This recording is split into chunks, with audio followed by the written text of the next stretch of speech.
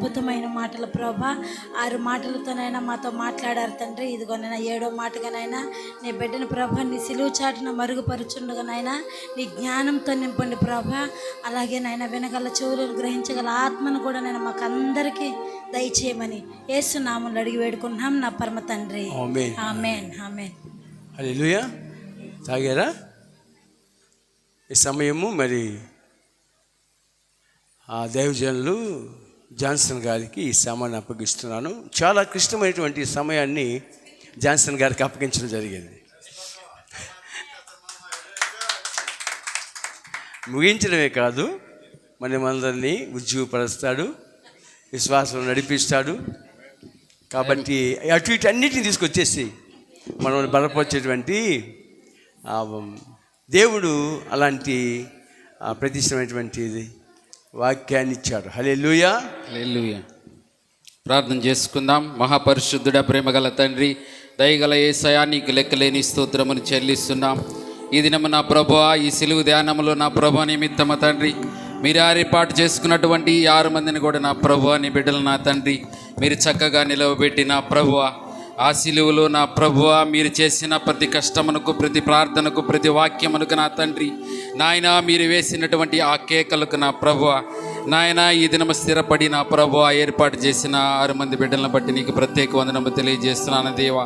మరి ప్రత్యేకించి ఈ దినము నా ప్రభువా నన్ను కూడా నా ప్రభువా మీరు నిలవబెట్టి నా తండ్రి నాయన మిక్కిలిగా నా ప్రభువా లాస్ట్ చివరి మాటగా నా ప్రభువా నాయన ఈ దినం మీరు పంచబోతున్న దానికి నీకు లెక్కలేని స్తోత్రములు నేను కాదు తండ్రి, మీరు ఉండి నడిపించమని నజరేయుడైన యేసు నామమున మిక్కిలిగా బ్రతిలాడి వేడుకొనుచున్నాము తండ్రి. హల్లెలూయా. అందరు కూర్చున్నారా? సరే.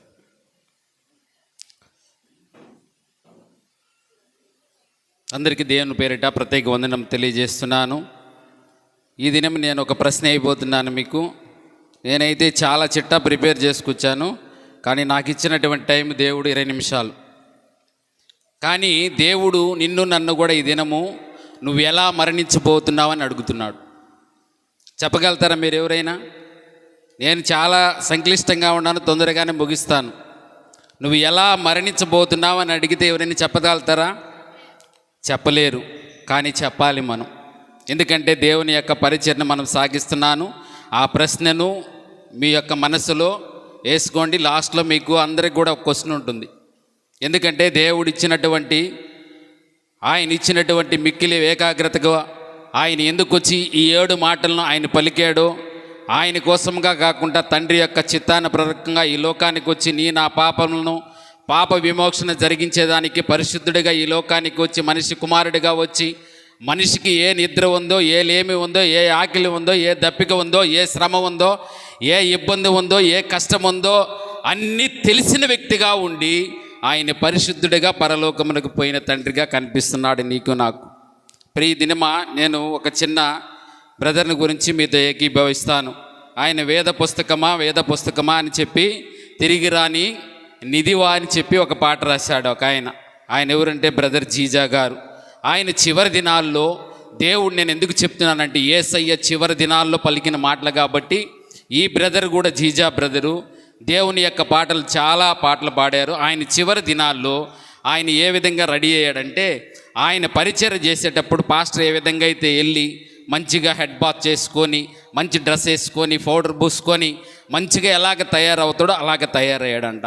వాళ్ళ ఇంట్లో వాళ్ళకి ఏమో అవసరం వాళ్ళు ఇంట్లో కాబట్టి ఆయన ఇష్టం వచ్చినట్టుగా రెడీ అయ్యాడంట. కానీ వాళ్ళ ఇంట్లో వాళ్ళందరూ ఎందుకండి ఇప్పుడు ప్రేయర్ లేదు కదా, ఎక్కడ పరిచర్య లేదు కదా, ఎక్కడికి మనం వెళ్ళాల్సిన సందర్భం కాదు కదా, ఇది ఎందుకు ఈ విధంగా నువ్వు రెడీ అవుతున్నావంటే ఆయన చెప్పాడంట ఒకటే ఒక మాట, మీ మనసులో కూడా మెదులుతూ ఉంటుంది, దేవుడు నన్ను పిలుస్తున్నాడు అని చెప్పాడంట. హల్లెలూయా. అందుకే మీ మనస్సులో మొదటగా ఒక ప్రశ్న వేశాను నేను, నీవు ఎలాగా మరణించాలనుకుంటున్నావు అని అడుగుతున్నాడు దేవుడు. ఆయనైతే పరిశుద్ధంగా మరణించాలనుకున్నాడు, ఆయనైతే ఆయన పరిచర్యకి తగినట్టుగా మరణించాలనుకున్నాడు. ఆ జీజా బ్రదర్ లాగా నీవు నేను కూడా పరిశుద్ధంగా దేవుని వైపు ఇప్పుడే మరణం వచ్చినా కానీ చనిపోయేదానికి రెడీగా ఉంది. సరే చూద్దాం, how do you well die, నువ్వు ఎలాగ మరణించాలనుకున్నావు అనేది నా ప్రశ్న. చూద్దాం. ఈ లోకంలో నా ప్రభువుని అంగీకరించి జవాబు చెప్పలేనటువంటి ఈ సమాజం కోసం ప్రభు అయిన యేసుక్రీస్తు వారు పాపుల నిమిత్తం ఈ లోకానికి వచ్చి ఆయన చేసినటువంటి పరిచర్య ఈ లోకంలో ఎవ్వరు కూడా చేయలేరని చెప్తున్నాను. ఆయన ఈ లోకానికి వచ్చింది, ఆయన పరిశుద్ధుడిగా వచ్చాడు, పరమాత్ముడిగా వచ్చాడు, పాపము లేనివాడిగా వచ్చాడని చెప్తున్నాను. అందుకే ఈ సిలువ ధ్యానంలో మనం చూసినట్లయితే దేవుని యొక్క వాక్యము ఈ దినం మీతో పంచుకున్నటువంటి 7 మాటలు కూడా ప్రభు అయిన యేసుక్రీస్తు వారు మీరందరితో కూడా మాట్లాడని అంటున్నారు. అలాగే జాన్ వెస్లీ మెథడిస్ట్ సంఘానికి చెప్పినటువంటి మూల మాట ఏంటంటే, నా ప్రజలు, నా సంఘము వారు ఈ దినము మరణొచ్చినా బాగా చనిపోతారని చెప్పారంట. ఎలాగే చెప్పాడు ఆయన? జాన్ వెస్లీ గారు బాగా చచ్చిపోతారంట, సంపూర్ణంగా చనిపోతారంట, నిబ్బరంగా చచ్చిపోతారని చెప్పాడు దేవుడు. కానీ సంగమా, ఈ మాటలు మీతో ఎందుకు చెప్తున్నానంటే, దేవుడు పలికినటువంటి ఈ మాటల యొక్క ఉద్దేశ్యమును నేను గుర్తు చేసేటకు నేను చెప్తున్నాను. లోకాసువార్త 23:46. మీరు ఎవరు వాక్యాలు చదవద్దు, నాకు టైం లేదు. అప్పుడు యేసు వచ్చి గొప్ప శబ్దంతో కేక వేసి, తండ్రి నీ చేతికి నా ఆత్మను అప్పు చెప్తున్నానని చెప్పాడు. ఎప్పుడు చెప్పాడు తెలుసా? ఆయన 6వ మాట ఏం చెప్పాడు? సమాప్తం. 5 ఏం చెప్పాడు? దప్పిగొనుచున్నాడు. ఆయన ఎప్పుడు కూడా ఆయన దప్పిగొనడు. ఆయన ఆత్మల కొరకైనటువంటి దప్పిక ఆయన ఇప్పటికి కూడా దప్పికగానే ఉంది. ఆయనైతే అప్పుడే సిలివేసినప్పుడు ఆత్మల దప్పిక తీరుతుంది అనుకున్నాడు యేసయ్య. కానీ ఈ దినానికి కూడా ఆత్మల దప్పిక ఆయనకి తీరలేదని చెప్తున్నాడు. అందుకే తండ్రి నీ కొరకు నా కొరకు ఆత్మ దప్పిక కొనుచున్నాడు అని చెప్తున్నాడు. ప్రియ సంగమా, అందుకే ప్రియ సంగమా, 7వ మాట సిలువ ధ్యానంలో 7వ సంఖ్య అనేది సమస్తానికి మరి సంపూర్ణతకు సమస్తమునకు సాధ్యం వచ్చేటువంటి సంఖ్య 7 కాబట్టి దేవుడు ఇచ్చినటువంటి ఈ మాటతో ఉద్దేశించి కనుక ప్రభు ఇది సమాప్తమైన చెప్పి దేవుడు సిలువలో పలికినటువంటి మాటను చూసాం. ఏది సంపూర్ణంగా ముగించాలో దేవుడు దాన్ని సంపూర్ణంగానే ముగించాడు. దేవుడు ఏది పరిపూర్ణంగా ముగించాలనుకున్నాడు దాన్ని పరిపూర్ణంగా ముంచాడు. మనమైతే ఈ దినానికి కూడా సంపూర్ణంగా చర్చికి రాలేకపోతున్నాము, సంపూర్ణంగా ఏకము కలిగి ఆయనకి ప్రార్థన చేయలేకపోతున్నాం. మనమైతే ఆయనకి సంపూర్ణంగా ముగించేటువంటి ప్రతి ఆత్మకు తగినటువంటి ఏక ఆత్మ మనలో లేదని చెప్పి దేవుడు బాధపడుతూ ఉన్నాడు ఇప్పటికి కూడా. మనం చూద్దాం. ఆదికాండం అధ్యాయం 1లో చూస్తే ఆయన 6 రోజుల్లో ఆయన మొత్తాన్ని కూడా ఆయన సృష్టిని యావత్తును కలుగు చేసిన వాడిగా కనిపిస్తున్నాడు. ఎంత నిజమో!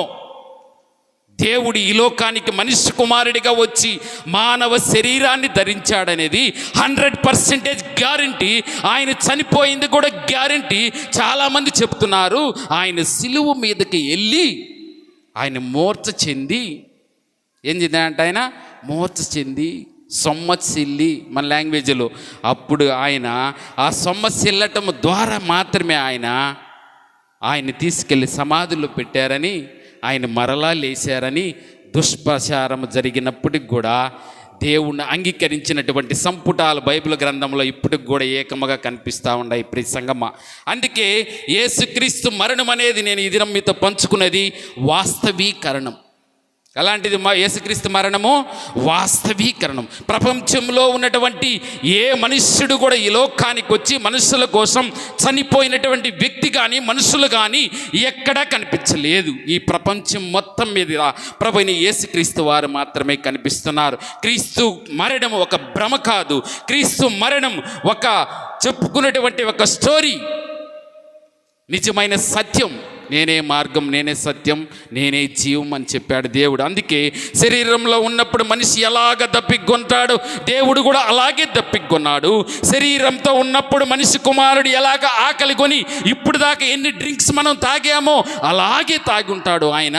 ఇప్పుడు వరకు ఎన్ని రోజులు పుట్టినప్పటి నుంచి మనం ఆకలి కొని అమ్మ దగ్గర తింటూ ఉన్నామో ఆయన కూడా ఈ లోకంలో ఉన్నప్పుడు 33.5 సంవత్సరం కూడా ఆకలి కొని దప్పిక కొని మనిషి కుమారుడిగా మాత్రమే జన్మించాడు.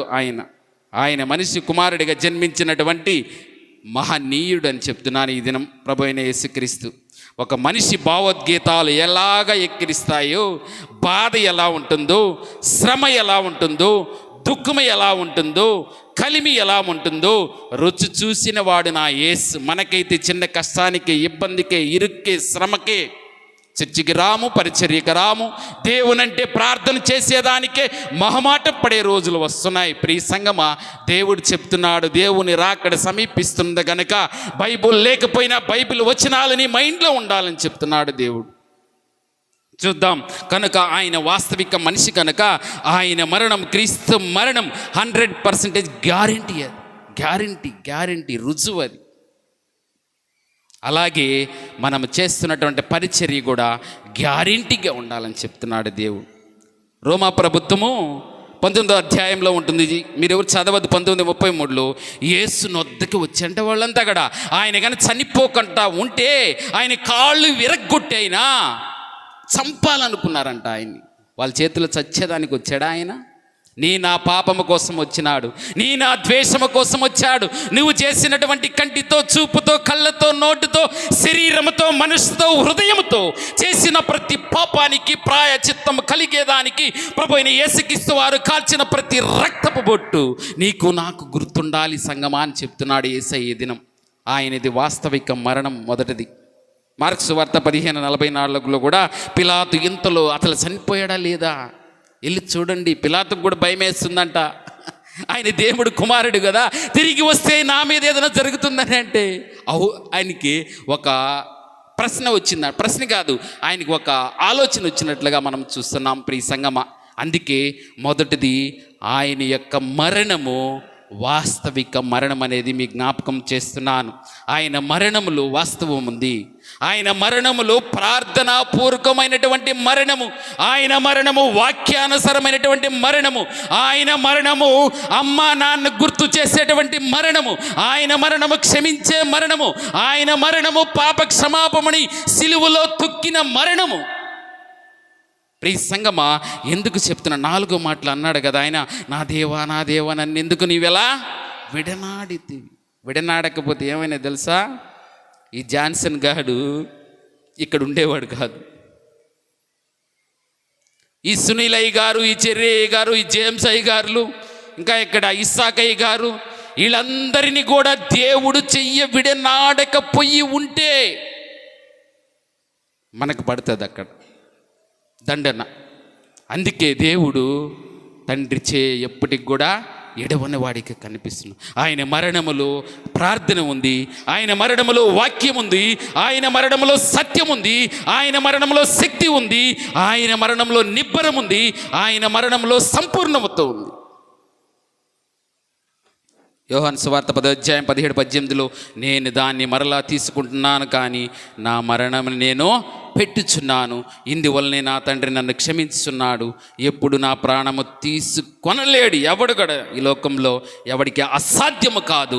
నా అంతట నేనే నా తండ్రి చిత్తాన్ని ప్రకారం ఈ లోకానికి వచ్చాను కాబట్టి, ఆయన చెప్పింది నేను నెరవేర్చి వచ్చాను కాబట్టి నాకంతట నేనే మరణాన్ని చెప్తున్నాడు దేవుడు ఈ లోకానికి. ఆయన మరణము పవర్ఫుల్ డెత్, ఆయన మరణము స్పిరిచువల్ డెత్, ఆయన మరణము ప్రేయర్ఫుల్ డెత్. చూస్తాం అతని మరణము చుట్టూ వాక్యము, ప్రార్థన శక్తి కనిపిస్తుంది ప్రియ సంగమా. అందుకే దేవుడు మనల్ని ఈ దినాన్ని ఇక్కడ నిలబెట్టి ఉన్నాడు. చూద్దాం 7వ మాటలో 7వ సంఖ్యలో మనం చూసాం కాబట్టి, దేవుడిచ్చినటువంటి ఈ సంపూర్ణ బలాన్ని మనం ఎప్పుడూ పొందుకునే వారిగా ఉండాలని చెప్తున్నాడు ప్రభువైన యేసుక్రీస్తు వారు.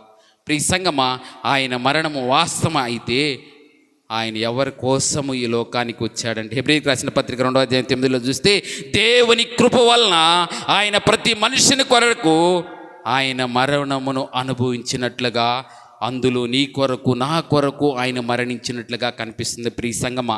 ఆయన మరణం మన జీవితాల్లో వెలుగును నింపేదిగా కనిపిస్తుంది. ఆయన మరణం మన జీవితాల్లో సంపూర్ణ విజయాన్ని ఇస్తుంది. ఆయన మరణమును మన జీవితాల్లో విజయ జీవితాన్ని ఇస్తుంది.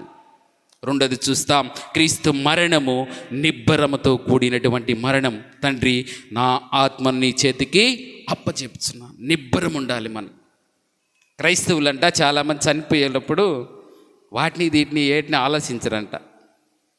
దేవుని ఎరిగినటువంటి బిడ్డలు, దేవా నీ చిత్తంలో నన్ను నిబ్బరము కలిగి ఇన్ని సంవత్సరాలు నా ప్రభువా నీ సేవా పరిచర్లో చేసుకునేదానికి నీవు ఇచ్చినటువంటి ఈ సంక్లిష్ట సమయానికై నేను నిబ్బరం కలిగి ఉన్నాను ప్రభువా, నీ చిత్తంలో ఎప్పుడుంటే అప్పుడు తీసుకెళ్ళిపోతా అంటారు. చూద్దాం, ఆయన కూడా నిబ్బరము కలిగి ఆయన పలికినటువంటి మాటగా కనిపిస్తుంది. ఆయన 12 సంవత్సరంలోని యెరూషలేములోకి వెళ్ళి పరిసయ్యులు, ప్రధానులు, శాస్త్రుల మధ్య కూర్చొని మాట్లాడుతూ ఉన్నప్పుడు తన తల్లి మరియా వచ్చి నా బిడ్డ ఎక్కడికి వెళ్ళిపోయాడో, ఎక్కడున్నాడో ఎతుకుతూ ఉంటే యేసయ్య ఏమన్నాడో తెలుసా? అమ్మా నేను వస్తానమ్మా. ఏడ్చాడా యేసయ్య? అమ్మా నేను నా తండ్రి పనుల మీద నేను ఉన్నా. మీకు తెలియదా? తెలియదు వాళ్ళకి. వాస్తవంగా తెలిసినా కానీ భ్రమించేటువంటి ఆత్మ కలిగి ఉన్నారు వాళ్ళు. తండ్రి నీ ఆత్మకు నా చేతికి అప్పచెప్పుచున్నాడు, తండ్రి సన్నిధిని అనుభవిస్తున్నాడు కనుక ఆయన ఇచ్చేటువంటి ప్రతి బహుమానము, ఆయన కీర్తనలో చెప్తున్నట్లుగా 23:4 గాఢాంధకారము లోయలలో నేను సంచరించినా నాకు ఏ అపాయము రాదు తండ్రి, నీ తోడు నాకున్నంత వరకు అని చెప్తున్నాడు ప్రభువైన యేసుక్రీస్తు వారు. మాటలు మీరేమి చేయుచున్నారో మీరు ఎరుగన గనక నన్ను క్షమించుడి అని చెప్పాడు 1వ మాటలు. 4వ మాటలు చూస్తే దేవా దేవా నన్ను ఎందుకు నీవు చేయవేడి నాడితివి ఎడబాటు దేవుడికి ఇచ్చినటువంటి 6వ మాటలో సమస్తమ 7వ మాటలో తండ్రి నీ చేతికి నా ఆత్మను అప్పచెప్పుచున్నాను. తన మరణంలో నిబ్బరమ కలిగినటువంటి సత్యం ఉంది, తన మరణంలో తండ్రికి ఇచ్చినటువంటి సన్నిధి ఉంది, తండ్రికి ఇచ్చినటువంటి వాగ్దానం ఉంది, తండ్రికి ఇచ్చినటువంటి భద్రత ఉంది. తండ్రి భద్రత లేనిది ఆయన ఏ పని చేసి ఉండలేడు ఈ లోకంలో. మత్తయి సువార్త 26:45-46 చూస్తే మనిషి కుమారుడు పాపుల చేతికి అప్పగించుట ద్వారా పాపులని ఈ లోకాన్ని నుంచి పాపమును పాలదోలేదానికే వచ్చాడు ఆయన ఈ లోకానికి. పాపము చుట్టూ కూడా గడ్డి మొక్కలాగా పెరుగుతూ ఉంటుందంట మన చుట్టూ.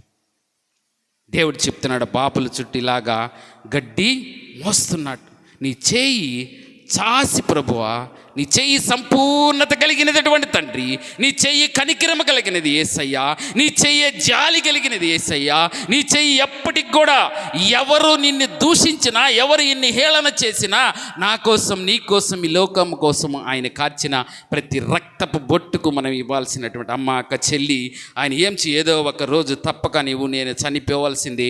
చనిపోయిన తర్వాత నీ సమాధి దగ్గరకు వచ్చి బలా మనిషి చనిపోయింది, బలా నమ్మకమైన దాసుడా, ఇతని యొక్క పరిచర్య ఈ లోకంలో చాలా గట్టిగా ఉండింది, నీ భార్యల దగ్గరకు వచ్చి నీ కోసం ప్రార్థన చేసి ప్రాధేయపడి కనీసం ఒక్క మనుష్యుడు అన్న కనిపిస్తాడా, అది నీ సాక్ష్యంగా నిలవాలని చెప్తున్నాడు ప్రభువైన యేసుక్రీస్తు వారు.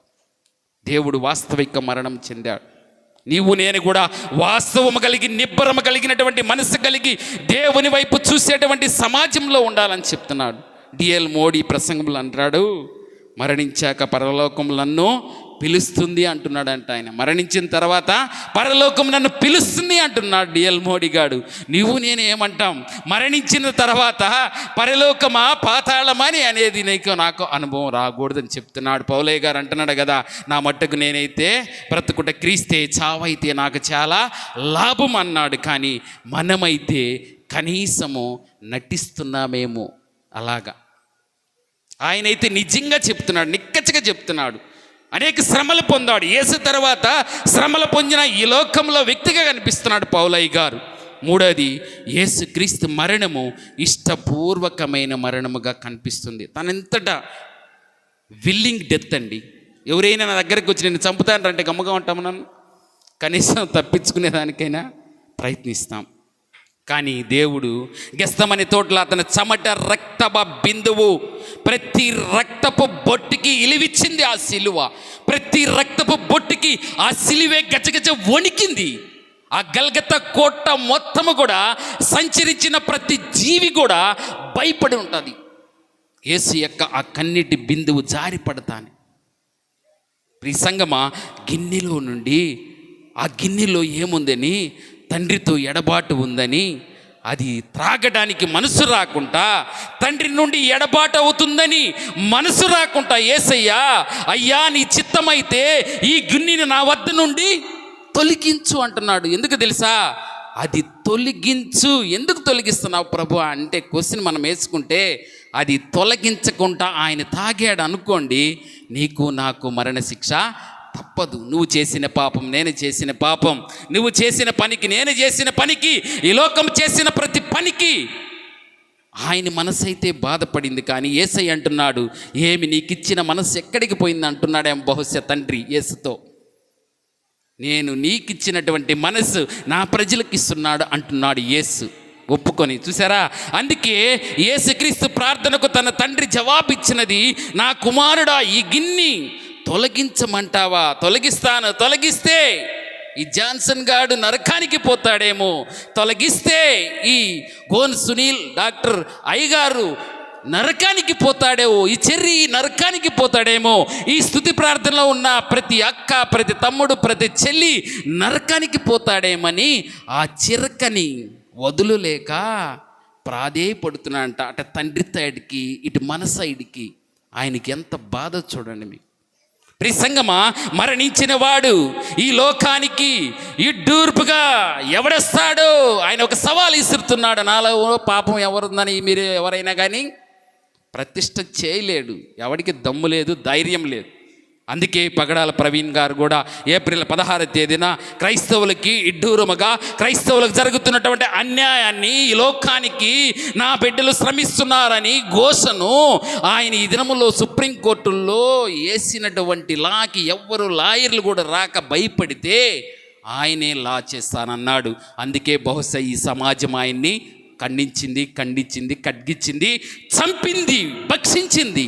కానీ నా దేవుడి దగ్గర మాత్రం ఆయనకి విమోచన క్రైదనం ఉంది. ప్రిసంగమా, ఎందుకు చెప్తున్నా? 4వది, ఆయన విజయంతో కూడినటువంటి మరణం. అది ఏంతో కూడింది? విజయం.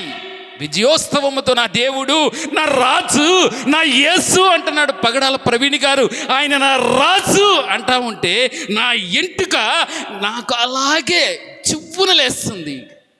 ఆయన చేసినటువంటి ఆ మహత్కరమైనటువంటి ఆ పరిచర్యలో తన బిడ్డలు కాకుండా 8 మంది బిడ్డలను, అనాథలను తన కుమార్తెలుగా హక్కును చేర్చుకొని ఆయన ప్రేమించి ఆహారం పెట్టి చదువు చేర్పిస్తున్నాడంటే ఈ లోకానికి పౌలులాగా వచ్చినటువంటి ఒక సేవకుడు కాదా అని అడుగుతున్నాను.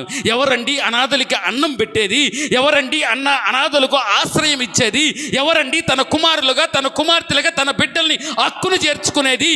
కేవలం 5 రూపాయలు, 10 రూపాయలు ముష్టవాడి కనిపిస్తే ఇచ్చేదానికి మనసు రానటువంటి మనుషుల మధ్యలో మనం జీవిస్తుంటే, అలాంటి ప్రేమించేటువంటి వ్యక్తిని ఈ దినం చంపిందంటే ఆ చంపటంలో ఆ చావు మన దగ్గరకు కూడా రాదంటారా మీరు? నేను అడుగుతున్నాను నేను ప్రియ సంగమా. అందుకో ఆయన విజయంలో, ఆయన మరణంలో విజయం ఉంది. ఆయన సిలువలో మరణించ విజయంతో కూడినటువంటి మరణము, ఆ దేవాలయపు తెర చినిగిపోయిందంట. దాంట్లోంచి విజయోత్సవం వచ్చిందని చెప్తున్నాడు నా దేవాది దేవుడు. భూమి కంపించిందంట.